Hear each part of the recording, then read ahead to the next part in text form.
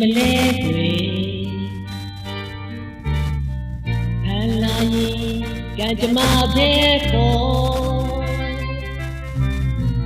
မင်းဘဝကမြည်တက်တဲ့အချိန်အနာလိုတာမရှိခဲ့ပါခွေနောက်တစ်ချိန်ချင်းမာလေးမင်းတို့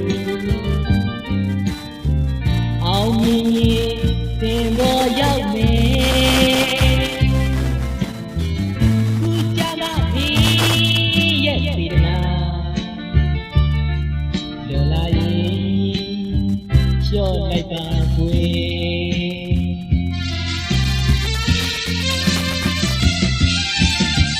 နေရတကားပြာလာမလို့နဲ့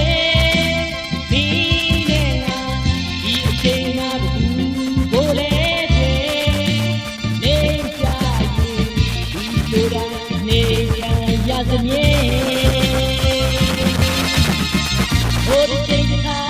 ငါလေးမီရဲ့သိချတဲ့သူတွေနဲ့ဒီမျက်လုံးတည်းလူလေးခံကံကြမ္မာကအလုံးပါပဲလို့မှတ်ခဲ့မိရဲ့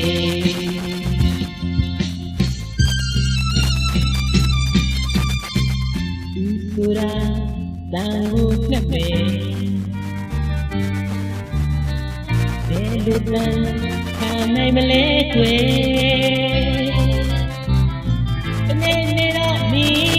ဘဝတန်လို့ခံနိုင်အောင်ကြိုးစားပါခွေနေရင်ဟာဝေဟင်တက်မယ်အချိန်တန်ရင်ပြန်သာသိမယ်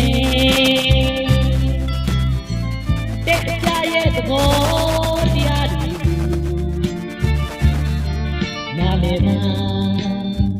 ချစ်တငယ်ချင်းရဲ့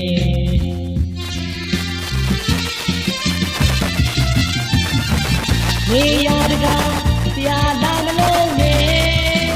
ဒီနဲ့ငါဒီအချိန်မှာဘယ်သူကိုလဲခွေနေကြရင်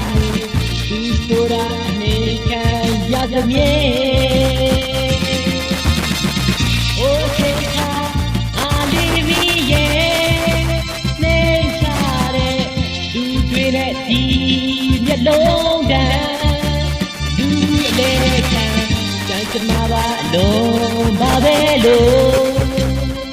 မှတ်ခဲ့မိရဲ့